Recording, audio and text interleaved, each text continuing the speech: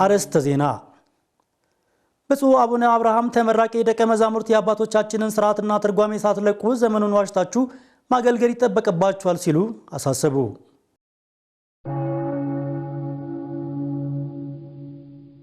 የሰን ፒየር ጠቅላላ ሆስፒታል ሀገር በቀል የሕክምና ማዕከልና ኮሌጅን ጨምሮ ሌሎችም በርካታ ማዕከላት ያካተተ የሕክምና መንደር እንደሚሆን ተገለጸ።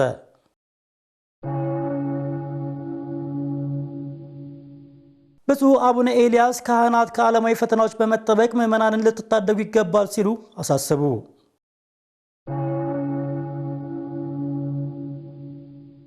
ሰላም እግዚአብሔር ከሁላችን ጋር ይሁን። የተወደዳችሁና የተከበራችሁ ተመልካቾቻችን ከማኅበረ ቅዱሳን ቴሌቪዥን የሰዓቱን ዜና ይዘን ቀርበናል። ዜናዎቹን እየመራው ቆይታ የማደርገው ዲያቆን መኮንን ማነኝ።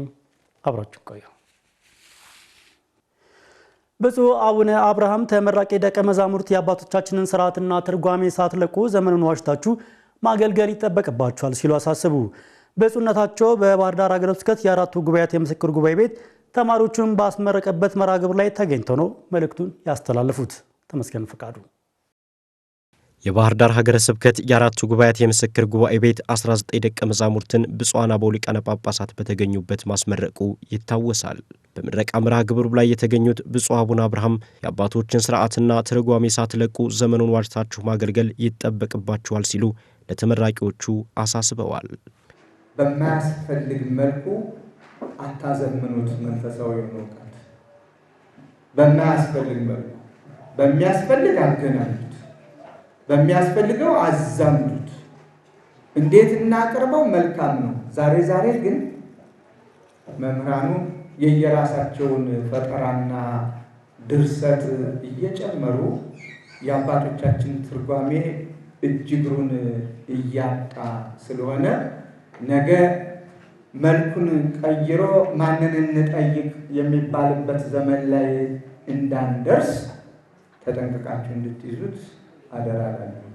በባህር ዳር ሀገረ ስብከት የአራቱ ጉባኤያት መምህርና የሊቃውንት ጉባኤ ሰብሳቢ ሊቀ ሊቃውንት ስምዐኮነ መላክ በበኩላቸው ጉባኤ ቤቶች አብያተ ክርስቲያናት እንዲመሰረቱ ሀገርም እንድትጸና ያደረጉ መሆናቸውን ጠቁመዋል። አብያተ ክርስቲያናት እንዲመሰረቱ ሀገርም እንዲጸና መሰረቱ የትምህርት ማዕከላቶቿ ናቸው ማለት ነው። በዘመናት ሂደት እንደምንመለከተው በየትኛውም ዘመን የነበረው ማህበረሰብ ራሱን የሚያስተዳድርበት አገሩን የሚያለማበት ዕውቀት ያለው መሆኑ ይታወቃል። ያንንም ዕውቀት ደግሞ ቤተክርስቲያናችን እንደ ሀገር ስንመለከተው ለትውልድ ያበረከተችው እና ከትውልድም ወደ ትውልድ እንዲሸጋገር ያደረገችው በእነዚህ በአብነት ትምህርት ቤቶቿ በኩል ነው ማለት ነው። ብፁዕ አቡነ አብርሃም ዕውቀትን ከመንፈሳዊ ጋር አጣምረው ቅድስት ቤተ ክርስቲያንንና ምእመናንን በቅንነት ማገልገል ይጠበቅባቸዋል ሲሉም መልእክታቸውን አስተላልፈዋል። የተማራችሁትን በአባቶቻችሁ ሥርዓት ዕውቀት ብቻ ሳይሆን መንፈሳዊነት በተግባር የተገለጠ በምግባር ያጌጠ በዕውቀት የተቀሰመ ፈተናዎች ቢገጥሟችሁም ፈተናዎችን ተቋቁማችሁ በነፃ የተማራችሁትን በነፃ አስተምሩ ተብሎ እንደተነገረ በዚህ መልኩ ተሰማርታችሁ መልካም ውጤት እንድታገኙ እንድታፈሩ የተማራችሁትን በተግባር አውላችሁ በእግዚአብሔር ፊት ሞገስ እንዲኖራችሁ ቅዱስ ፈቃዱ ይሁን እላለሁኝ። እግዚአብሔር ይርዳችሁ። የሰን ፒየር ጠቅላላ ሆስፒታል ሀገር በቀል የሕክምና ማዕከልና ኮሌጅን ጨምሮ ሌሎችንም በርካታ ማዕከላትን ያካተተ የሕክምና መንደር እንደሚሆን ተገለጸ። 30,000 ካሬ ሜትር በላይ ቦታውን መሰረቱን ያደረገው ጠቅላላ ሆስፒታሉ ትውልድ ሁለንተናዊ ሕክምናዎችን የሚያገኙበት መሆኑም ተገልጿል። በማኅበረ ቅዱሳን የባህር ዳር ማዕከል ሚዲያ ክፍል ያደረሰን ዘገባ ዲያቆን ኤርሚያስ ደባሱ እንደሚከተል ያቀርበዋል። ይሄን ሆስፒታል ማን እየጣለው ነው ተብላችሁ ብትጠየቁ ከቅድስት ቤተክርስቲያን መንፈሳዊ ዩኒቨርሲቲዎች አንዱ እየጣለው ያለው ሆስፒታል ነው ማለት ነው። የቅድስት ቤተክርስቲያን የአንዱ ዩኒቨርሲቲዋ ፕሮጀክት ነው ማለት ነው። ይህ ግዙፍ ዓላማን ይዞ 300,000 ካሬ ሜትር ቦታ ላይ መሰረቱን ያደረገ 9 ዓመታትን የሚወስድ ነገር ግን ለእልፍ ዓመታት የቤተክርስቲያን ብሎም የሀገር ጌጥና ችግር ፈቺ የሚሆን የሕክምና መንደር ነው ሰን ፒየር ጠቅላላ ሆስፒታል። ለመገንባቱ አስፈላጊነትና አንኳር ዓላማዎችን ርዕሰ ሊቃውንት አባ ገብረ ኪዳን ግርማ ያብራራሉ። ያላመኑትም ያመኑትም የኢትዮጵያ ሕዝቦች በሙሉ በስጋቸው የሚያርፉበትን ሕክምና ለመስጠት እግዚአብሔራዊ ግዴታችንን ለመወጣት ነው። ቅድስት ቤተ ክርስቲያን በሕክምናው ዘርፍ የነበራትን ጥንታዊ ጥበብ ለማስቀጠል ያለም መሆኑንም ርዕሰ ሊቃውንት አባ ገብረ ኪዳን ገልጸዋል። በሕገ መንግስት፣ በስነ ጽሑፍ ሀገርን ሰላም በመስጠትና ድንበር በመጠበቅ በማስከበር፣ በታሪክ ጥበቃ፣ በደን ጥበቃ፣ በሰላም በዚህ ሁሉ ያበረከተችውን አስተዋጽኦ በሕክምናውም ዘርፍ ለመግለጥ ይህንን ሆስፒታል መግለጥ ወይም ማበርከት አስፈልጎናል ማለት ነው። ጠቅላላ ሆስፒታሉ የቤተሰብ እንክብካቤና ደህንነት ማዕከል፣ ሁሉን አቀፍ የቀዶ ሕክምና እንዲሁም ሀገር በቀል የሕክምና ማዕከልና የሕክምና ኮሌጅን ጨምሮ ሌሎች በርካታ ማዕከላትን ያካተተ መሆኑም ተገልጿል። ሶስተኛ ጉባኤ ቤታችን የፈውስ ጉባኤ ነው። ስለዚህ ጉባኤ ቤታችን የኃጢአት ህመምን በንስሐ ይፈውሳል። የድንቁርና ህመምን በእውቀት ይፈውሳል። የጤና ህመምን ደግሞ በጸበል፣ በምህላ ጸሎት፣ በዳዊት፣ በእምነት፣ በሌሎችም የቤተ ክርስቲያን ጸሎቶች የሚፈውስ ቢሆንም ነገር ግን እግዚአብሔር በቸርነቱ በሰጠን የፍጥረት ጥበቃ ፍጥረት ሁሉ እንዲፈወስ ሕክምናውንም እንቀበላለንና መመስረት አስፈልጎናል። ውብና ክቡር የሆነ እንቁ የሚል ትርጉም ባለው ቃል ሲሰየመው ሰምፔር ጠቅላላ ሆስፒታል ክቡር የሆነውን የሰው ልጅ ህይወት ከሱስና መሰል ህመሞች ለመፈወስ አልሞ የሚሰራ መሆኑንም ርዕሰ ሊቃውንት አባ ገብረ ኪዳን ገልጸዋል። ሌላኛው ተስፋ ለቆረጡት ወገኖች ተስፋ ለመስጠትና የመጨረሻው ሰው ለመፍጠር ነው። በሱስ የጠፉ ወጣቶችን ወንድሞቻችንን ከሱስ ሪከቨሪ አድርገው አገግመው የሚፈወሱበት፣ ወጣቶቹ ያልገቡት ከሱስ የሚጠበቁበት፣ ለሀገራችንና ለቤተ ክርስቲያናችን በሱስ እየጠፋውን በልምድ የታሰረውን በኃጢአት የጎሰቆለውን ወጣት ጠግኖ ለቤተ ክርስቲያንም ለሀገርም ሰው ለመፍጠር ነው። ብፁዕ አቡነ ኤልያስ ካህናት ከዓለማዊ ፈተናዎች በመጠበቅ ምዕመናን ልትታደጉ ይገባል ሲሉ አሳሰቡ። ብፁዕነታቸው ይህንን ያሳሰቡት የጋሞና አካባቢ ዞኖች ሀገረ ስብከትና በማኅበረ ቅዱሳን የአርባ ምንጭ ማዕከል ከልዩ ልዩ አካባቢዎች የተውጣጡ ዲያቆናትን በጋራ ባስመረቁበት ዕለት ነው። ተመስገን ፈቃዱ በጋሞና አካባቢ ዞኖች ሀገረ ስብከት በአርባ ምንጭ ቅድስት ማርያም ገዳም አብነት ትምህርት ቤት ለ4 ወራት ለዲያቆናት ስልጠና ተሰጥቷል። ሰልጣኝ ዲያቆናቱ የአገልጋይ እጥረት ካለባቸው አካባቢዎች የተውጣጡ ሲሆን ማኅበረ ቅዱሳን የገንዘብ ድጋፍ በማድረግና በማስተባበር ዲያቆናቱ ለማዕረገ ቅስና እንዲበቁ ማድረጉን የማዕከሉ ሰብሳቢ ዲያቆን በየነ ተናግረዋል። በሀገረ ስብከታችን በጋሞና አካባቢ ጎፋና ባስኬቶ ሀገረ ስብከት በርካታ አብያተ ክርስቲያናት አሉ።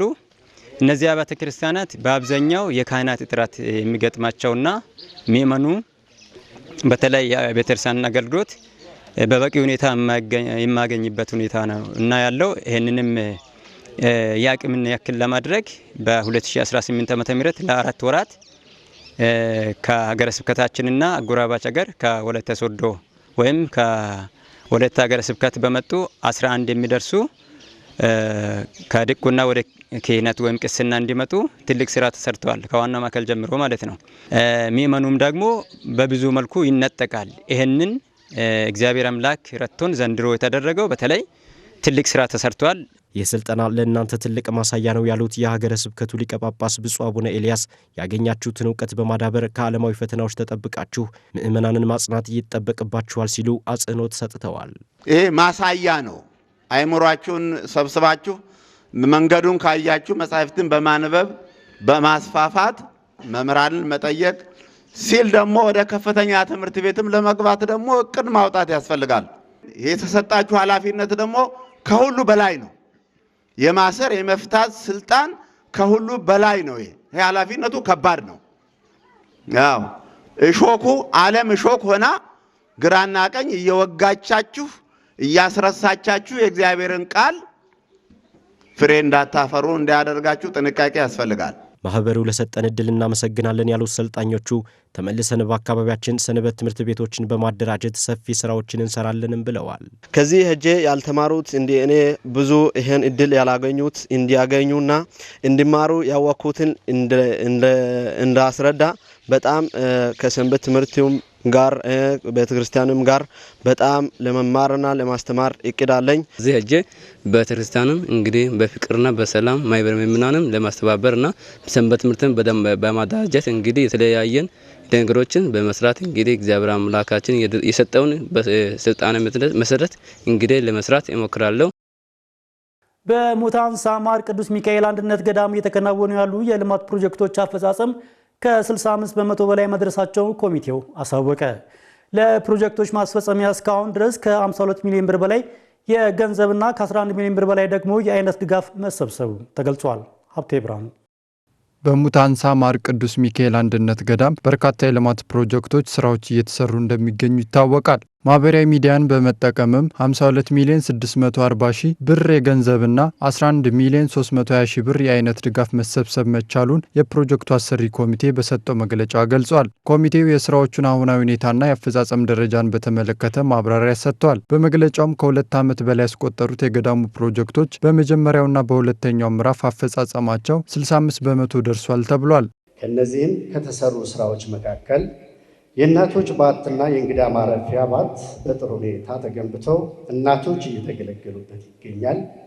ለገዳማውያኑ እንቅስቃሴ የማይመችና አዳጋች የነበረው መንገድ 179 ሜትር ተራራ ተቦርብሮ በአርማታ ደረጃ ተሰርቶለት አገልግሎት በመስጠት ላይ ይገኛል። ከፍተኛ ደረጃ ክሊኒክና ሌሎች አስፈላጊ የልማት ስራዎች የሚሰሩበት ህንፃ ግንባታ የሚከናወንበት 30 ሺህ ካሬ ሜትር ቦታ በሐሙሴት ከተማ ላይ ከመንግስት በግዥ ተከናውኗል። ሙታንሳ ማር ቅዱስ ሚካኤል አንድነት ገዳም መንፈሳዊ አገልጋዮችን ለማፍራት G+3 ባለ 3 ወለል የአብነት ትምህርት ቤት ስራ እያከናወነ ሲሆን የግንባታ ስራው ከ70 በመቶ በላይ ማሳካት ተችሏል። በገዳሙ እየተሰሩ በሚገኙት ፕሮጀክቶች ለአካባቢ ወጣቶች የስራ ዕድሎች መፈጠራቸው ተነግሯል። መንግስትም ጭምር ይሄ ልማት በመምጣቱ ሰፊ ድጋፍ እያደረገ ነው የሚገኘው። ምክንያቱም መንግስት ያላደረገውን ነው ገዳሙ ስራ እየሰራ ያለና ይሄ በመሆኑ ቦታ በመስጠት በኩል የተለያዩ ስራዎች በመስራት በኩል መንግስት ተደስቶ እንኳን ገድፎት ነው ያለ። ስለዚህ ይሄንን ያላዩ መተዋይተው ተረድተው ቢገነዘቡት መልካም ነው። በመግለጫው ላይ የተገኙት ብፁዕ አቡነ መቃሪዎስ የምዕራብ ካናዳ ሀገረ ስብከት ሊቀ ጳጳስ ፕሮጀክቶቹ በውጤታማነት እንዲጠናቀቁ ምዕመናን ሚናቸውን አጠንክረው እንዲቀጥሉ ጠይቀዋል። የሚሰራ ያለ በህግ ነው፣ የሚከናወነው ያለ በህግ ነው። በዓለም ዙሪያ ያላችሁ ኦርቶዶክሳውያን የሰጣችሁት ለዚህ ገዳም አሁንም በጅምር ላይ ያሉ ገዳም እንድትፈጽሙ አደራ መልእክታችን አስተላልፋለን። የተሰራውን ለመላው ዓለም ሂደን እናሳውቃለን። የሐዋሳ ፍኖተ ጥበብ መንፈሳዊ ኮሌጅ ተማሪዎችን ጥራቱን በጠበቀ ስርዓተ ትምህርት እያስተማረ መሆኑን አሳወቀ። ለዚህም የመምህራንን አቅም የማሳደግ የትምህርት ጥራቱን ለማሻሻልና ሌሎችም በርካታ ስራዎችን እየሰራ እንደሚገኝ ገልጿል። ባልደረባችን ሀብቴ ብርሃኑ በማኅበረ ቅዱሳን ሐዋሳ ማዕከል የላከልን መረጃ እንደሚከተል ያቀርበዋል። በ1972 ዓመተ ምህረት የተመሰረተውና በቀድሞ ስሙ የሐዋሳ የካህናት ማሰልጠኛ ተብሎ የሚጠራው የአሁኑ የሐዋሳ ፍኖተ ጥበብ መንፈሳዊ ኮሌጅ አገልጋዮችን የማፍራት ሚናውን እየተወጣ ይገኛል። መጋቢ ሃይማኖት ነጻነት አክለወግ ባቀረቡት ሪፖርት በተሰራው ስራ ተቋሙን ከማሰልጠኛነት ወደ መንፈሳዊ ኮሌጅነት በማሳደግ ጥራቱን የጠበቀ የትምህርት አሰጣጥ እየተከተለ መሆኑን ጠቁመዋል። በእነዚህ ዓመታት ውስጥ ተቋሙ ካህናትን ብቻ ሳይሆን በተለያዩ የቤተ ክርስቲያን አገልግሎቶች ላይ የሚያገለግሉ መምህራንን፣ ሰባኪያንን፣ መሪዎችን በከፍተኛ ደረጃ ኃላፊነት የሚወጡ አበው ሊቃነ ጳጳሳትን ጭምር አፍርቷል። ይህን ተከትሎ ተማሪዎች የተሟላ ትምህርት እንዲያገኙ መደረጉን አስረድተዋል። በ2018 ትምህርት ዘመንም ተማሪዎች የተመቸና ደህንነቱ የተጠበቀ የመማሪያ አካባቢ ተፈጥሯል። እነዚህ ሁሉ የተፈጸሙት ተማሪዎች በተሻለ የመማር አካባቢ እንዲማሩና በመንፈሳዊም ሆነ በአካዳሚክ ደረጃ የተሟላ ትምህርት እንዲያገኙ በሚል ራዕይ ነው። ብፁዕ አቡነ ዮሴፍ የሲዳማ ሀገረ ስብከት ሊቀ ጳጳስና የመንፈሳዊ ኮሌጁ የበላይ ጠባቂ ተመራቂ ደቀ መዛሙርት ቅዱስ ወንጌልን ለምዕመናን በትጋት ማድረስ አለባችሁ ሲሉ አሳስበዋል። የቤተ ክርስቲያንን አደራ ለመወጣት አንደኛ ትምህርታችሁንና ስብከታችሁ የራሳችሁን ማንነት የሚገልጥ ይሁን። ሁለተኛ የወንጌልን ቃል ከዓለማዊ ወይም ከስጋዊ አስተሳሰብ መለየት። ሶስተኛ እንደ እባብ ልባሞች እንደ ርግብ የዋሆች መሆን ያስፈልጋችኋል። አራተኛ መንጋውን መጠበቅ እንጂ መንጋውን አታስጨንቁ። አምስት በእውቀት ብቻ ሳይሆን በመንፈሳዊ አሰራር ምዕመናንን አንጹ። ተመራቂዎች በበኩላቸው መንፈሳዊ ኮሌጆች ዘመኑን በዋጀ መልኩ የቤተ ክርስቲያንን ዘርፈ ብዙ አገልግሎትን እንዲደግፉ ትኩረት እንዲሰጣቸው ጠይቀዋል። ኮሌጁ ለአሁኑ በዲፕሎማ መርሃ ግብር ማስተማር ጀምሯል። ከዚህ በኋላ ደግሞ ቅዱስ ሲኖዶስም የአካባቢው አድባራት አስተዳዳሪዎችም እንደዚሁም ደግሞ የሲዳማ ክልል ሀገረ ስብከት የበለጠ ልዩ ትኩረት ሰጥቶት በዲግሪ መርሃ ግብር እንደዚሁም ደግሞ ወደ ዩኒቨርሲቲ ደረጃ ያድጋል ብለን እንጠብቃለን። ልጆች በመንፈሳዊ የትምህርት እድገት ውስጥ ማለፍ እንዲችሉ ወላጆች ኃላፊነታቸውን መወጣት እንዳለባቸው ተጠቀሰ። ወላጆች ልጆቻቸውን ወደ ቅዱስ ቤተክርስቲያን በመላክ መንፈሳዊ ሕይወታቸውን ማሳደግ ላይ ትኩረት ማድረግ አለባቸውም ተብሏል። ዲያቆን ኤርሚያስ ደባሱ አንድ እናት ልጃቸው በልዩ ሲመረቅ በእውነት እያለቀሱ የደስታ እንባ ልጃቸው ጋራ ፎቶ ሲነሱ አይቻለው። ይሄ መታደል ነው፣ የሰው ጥንካሬ ነው። በጣም ደስታ ነው የተሰማኝ። ክብር ለእግዚአብሔር፣ ክብር ለመድኃኔዓለም። ወይዘሮ አስናቀች አለሙ ይባላሉ። ቀደም ሲል ያጋሩን የደስታቸው ምንጩ የልጃቸው ስኬት የነበረ ሲሆን በቅድስት ሥላሴ ዩኒቨርሲቲ በዋንጫ ተሸላሚነት ከተመረቁ ልጃቸው ዲያቆን ዳዊት ብርሃኑ ስኬት በስተጀርባ የወላጅ እናቱ ድጋፍ ምን ያክል ከፍተኛ አስተዋጽኦ እንደነበረውም እንዲህ ያጋርተውናል። ይህንን እንዲማር ብዙ ጊዜ ሞክረን ነበረ። እናቴ አሁንም እንደገና ትምህርት ስማር ይበቃል እስካሁን የተማርከው ሳትለኝ ሌላ ትምህርት እንድማር የፈቀደችልኝ ራሷ እየሰራች ያስተማረችኝ እናቴ። ልጁ ሲጀመርም ከልጅነቱ ጀምሮ በጣም ጭንቅላቱ ጎበዝ ነው፣ በቤተ ክርስቲያን ያስተምራል እና እኔ ይህንን አልጠበቅኩም ነበረ።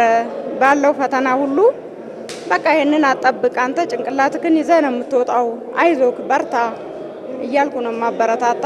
ልጆችን ወደ ቅድስት ቤተክርስቲያን በመላክ ሃይማኖታቸውን ማሳወቅ እንደሚገባ ያሳሰቡት ባለታሪካችን አክለውም በልጆች መንፈሳዊ እድገት ውስጥ የወላጆች ሚና ከፍተኛ መሆኑን ገልጸዋል። ልጆች ወደ ቤተክርስቲያን ሄደው እንዲማሩ፣ እምነታቸውን እንዲያውቁ፣ ሁሉን ነገር በቃ አላደል ስነ ምግባር ተምረው የተማሩትም ልጆች ደግሞ ሄደው ማስተማር አለባቸው። በቃ እሾህ አሜከላም እንዳለ ሁሉ ያንን ሁሉ እያለፉ በመከራ ውስጥ እየሆኑ ማስተማር መመለስ አለባቸው። በቅድስት ቤተክርስቲያን በታላላቅ ኃላፊነት ያገለገሉ ሊቃውንትን ታሪክ በማንሳት የወላጆች ድርሻ ከፍተኛ መሆኑን የገለጹት ዲያቆን ዳዊት ብርሃኑ በበኩላቸው ወላጆች ትኩረት ሰጥተው ልጆቻቸውን ወደ ቅድስት ቤተክርስቲያን በመላክ በመንፈሳዊ ዕውቀትና ሕይወታቸው ማሳደግ እንደሚገባቸውም አሳስበዋል። ትልቁ ድርሻ የወላጆች ነው ብዬ አስባለሁ፣ በእኔ በኩል ማለት ነው። እኔንም ጓደኞቼንም ስመለከት ከጠንካራ አንድ ክርስቲያን ከሆነ መምህር ጀርባ በጣም ጠንካራ የሆኑ እህቶች፣ ወንድሞች፣ እናትና አባቶች አሉ። ከመጽሐፍ ቅዱስ ተነስተን በአበውም ሕይወት ብናይ በጣም የሚገራርሙ ታላላቅ አባቶቻችንን ያፈሩልን ለዚህ አሁን ለደረሱበትና እኛ ቅዱስ ብለን እስክንጠራቸው እስክንማጸንባቸው ትምህርታቸውን እስክንገረምበት ድረስ ያደረሱን በጣም የሚገራርሙ ቤተሰቦች ስላሏቸው ነው እና የቤተሰቦቻችን ጥንካሬ ለእኛ በጣም እጅግ በጣም አስፈላጊ ነው። አስራት በኩራትን በመክፈል መጽሐፋዊ ትእዛዝን ተግባራዊ ማድረግና ማዳበር እንደሚገባ ተጠቆመ። ይህ ሃይማኖታዊ ግዴታ ከገንዘብ በተጨማሪ ከእውቀት ከጉልበትና ከማንኛውም ምርት ላይ የሚከፈል መሆኑም ይታወቃል። ታሪኩ አራርሶ አስራት በኩራት ማለት ካለን ነገር አስተዋጽኦ የምናደርገው የምንሰጠው ነው እና ይሄ አስራት በኩራት ለእግዚአብሔር የሚሰጥ ይኖራል፣ ለመንግስት የሚሰጥ ይኖራል። በዘሌዋውያን ምዕራፍ 27 ቁጥር 30 ላይ የምድርን ማስራት የምድር ዘር ቢሆን ወይም የዛፍ ፍሬ የእግዚአብሔር ነው፣ ለእግዚአብሔር የተቀደሰ ነው ይላል። ይህ ሃይማኖታዊ ግዴታ ከገንዘብ ገቢ ላይ ብቻ የሚከፈል ሳይሆን ከእውቀት ከጉልበትና ከማንኛውም አይነት ምርት ላይ የሚሰጥ በመሆኑ ምእመናንም እንዲሁ መስጠት አለባቸው ሲሉ መጋቤ ሐዲስ ብርሃነ መስቀል ምናሴ ተናገሩ። ሰው ራሱ አስራት በኩራት ነው። ለምሳሌ እመቤታችን አስራት በኩራት ሆና ገብታለች። ሐና ነቢይት አስራት በኩራት ሆና ገብታለች። ብዙ ሰዎችን የበኩር ተብሎ የሚጠሩት ሁሉ የእግዚአብሔር አስራት በኩራት ሆነው ገብተዋል እና ገንዘብ ብቻ ሳይሆን እኛ ራሳችን በዘመነ ሐዲስ ለክርስቶስ አስራት በኩራት ሆነን የተሰጠን መሪያችን በኩራችን እሱ ነው። ግን ደግሞ በዋነኛነት እኛ ራሳችን ለክርስቶስ አስራት በኩራት ሆነን መሰጠት አለብን ነው። የኑሮ ውድነት ተግዳሮት በምእመናን ላይ የኢኮኖሚ ጫና የፈጠረ ቢሆንም እንደ ሥርዓተ ቤተ ክርስቲያን ከተገኘው በረከት 10ኛውን መክፈል መንፈሳዊ ግዴታ መሆኑንም ተናግረዋል። የተወደደውን ነገር ቀንሰን ለእግዚአብሔር መስጠት ነው የሚገባል። አንዱ ይሄ ነው። ሲቀጥል እግዚአብሔር የሚሰጠው ስጦታ ተወዶ አያውቅም። ፀሐይን ሲያወጣ በጊዜያቱ ነው። አስወድዶብን ያውቃል እንዴ? ፀሐይን አላስወደዳትም። ዝናብን ሲያዘንመው እግዚአብሔር የሚሰጠው ነገር ነፋስን ሲያነፍሰው ሁሉ መንቀሳቀሳችን እነዚህን ነገሮች በእግዚአብሔር እጅ ያሉ ናቸው፣ በሰው እጅ የማይነካቸው። ምእመናንም አስራት በኩራት በሚያወጡበት ጊዜ ንጹሕን መስዋዕት ማቅረብ አለባቸውም ሲሉ አሳስበዋል። ገቢም ባይኖር ነገሮችን ቢወደዱ ለእግዚአብሔር የሚሰጠው አይቀርም።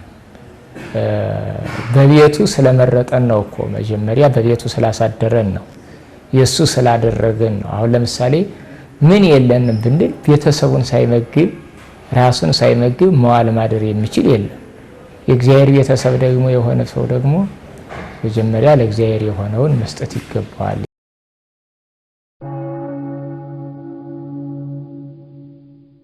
ውድ ተመልካቾቻችን በመጨረሻም በዕለቱ ታስበው ከሚውሉ ቅዱሳን መካከል ቅዱስ ቶማስ ይገኝበታል። ታሪኩን እንደሚከተለው ይቀርባል። ሐዋርያው ቶማስ። በዚች ቀን ሐዋርያው ቶማስ በመሽታ ቤት ባረዷት በአንድ ሴት ላይ ላደረገው ተአምር መታሰቢያ ነው። ነገሩ እንዲህ ነው። በአንድ ወቅት ሐዋርያው ቅዱስ ቶማስ ከሕዝቡ ጋር እንጀራ እየባረከ ሲያድል አንድ ጎልማሳ የተባረከውን እንጀራ ሊበላ ሲል እጆቹ ድርቅ ብለው ቀሩ። ሕዝቡም ይህንን አይቶ ለሐዋርያው ነገሩት። ቅዱስ ቶማስም ልጁን ጠርቶ ያደረገውን በጠየቀው ጊዜ አንተ በንጽሕና እንድንኖር አስተማርከን፣ እኔ ግን ቀድሞ አብሬያት ተኛ ወደ ነበረች የጠጅ አበዛ ሴት ዘንድ ሄድኩ። እርሷም አብሬያት ተኛ ዘንድ ስትነዘንዘኝ መልካም ያደረግኩ መስሎኝ በሰይፍ አረርኳት አለው። ሐዋርያው ጎልማሳውም ከገሰጸው በኋላ ውሃ አቅርቦ ጸለየበት፣ እንዲታጠብም አዘዘው። ጎልማሳው በታጠበ ጊዜ የደረቁ እጆቹ ወዲያውኑ ዳኑ። ከዚህ በኋላ ቅዱስ ቶማስ ጎልማሳውን ሂድና እጇን ይዘህ በእኔ እጅ እንደሞትሽ አሁንም በእኔ እጅ ክርስቶስ ያስነሳሻል በላት አለው። ጎልማሳውም እንደታዘዘው ሲያደርግ ሴቲቱ ፈጥና ከሞት ተነሳች፣ በሐዋርያውም እግር ስር ወደቀች። ቅዱስ ቶማስም በሕዝቡ ፊት በሞተችበት ሰዓት የት እንደነበረች ጠይቃት። እርሷም በሲኦል ያየችውን ጽኑ ስቃይ ሁሉ ለሕዝቡ በዝርዝር መሰከረች። ሐዋርያው ቅዱስ ቶማስም ሕዝቡን እንዲህ አላቸው፣ ይቺ ሴት አይታ የምትመሰክረውን ሰማችሁን? እናንተም የኃጢአትን ሥራና ክፉ ሐሳብ ትታችሁ ወደ እግዚአብሔር ተመለሱ፣ ትሕትና፣ የዋህነትን፣ ፍቅርና ንጽሕናን ጠብቁ አላቸው። በዚህ ድንቅ ታምር ሕዝቡ ሁሉ በጌታ አመነ። ለድሆችም የሚሆኑ ብዙ ምጽዋትን ሰበሰቡ። የታመሙትም ሁሉ ወደ ቅዱስ ቶማስ መጥተው ተፈወሱ። አምላከ ቅዱሳን ከሐዋርያው ቅዱስ ቶማስ ምልጃና ጸሎት ያሳትፈን፣ አሜን። የተወደዳችሁና የተከበራችሁ ውድ ተመልካቾቻችን ለሰዓቱ ያዝነው የዜና ተዋሕዶ ጥንቅሮቻችንን የተከታተላችሁትን ይመስል ነበረ። ከቀሪው መርሃ ግብሮቻችን ጋር በጋራ ቆይታ እንድታደርጉ የጋበዝኩ በዚሁ እሰናበታለሁ። ሰላም።